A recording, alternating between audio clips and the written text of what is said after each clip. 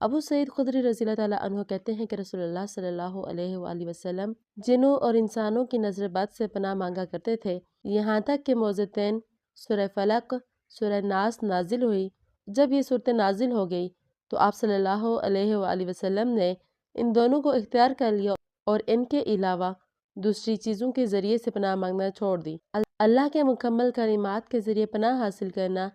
ابن عباس رضی اللہ تعالیٰ عنہ سے روایت ہے کہ رسول اللہ صلی اللہ علیہ وآلہ وسلم حسن اور حسین رضی اللہ تعالیٰ عنہ کے لیے پناہ طلب کرتے تھے اور فرماتے تھے کہ تمہارے والد ابراہیم علیہ السلام بھی ان کلمات کے ذریعے اسماعیل اور اسحاق کے لیے پناہ مانگتے تھے، اور وہ کلمات یہ ہیں: اعوذ بکلمات اللہ التامات من کل شیطان وہامہ ومن کل عین لامہ۔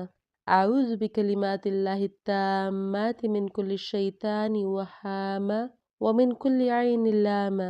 اعوذ بکلمات اللہ التامات من کل شیطان وہامہ ومن کل عین لامہ۔ میں پناہ مانگتا ہوں اللہ کے پورے کلمات کے ذریعے ہر ایک شیطان سے اور ہر زہریلے جانور سے اور ہر نقصان پہنچانے والی نظر بد سے۔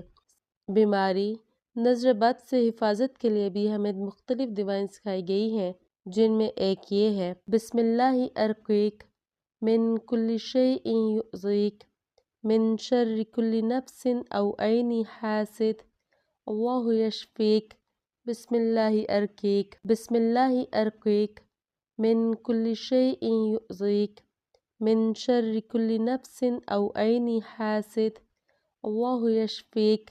بسم اللہ ارقیک بسم اللہ ارقیک من کل شیء یؤذیک من شر کل نفس او عین حاسد اللہ یشفیک۔ بسم اللہ ارقیک۔ میں اللہ کے نام سے آپ پر دم کرتا ہوں ہر اس چیز سے جو آپ کو ایذا پہنچا رہی ہے، ہر نفس کے شر سے اور ہر حاسد کی آنکھ سے۔ میں اللہ کے نام سے آپ پر دم کرتا ہوں، اللہ آپ کو شفا عطا فرمائے گا۔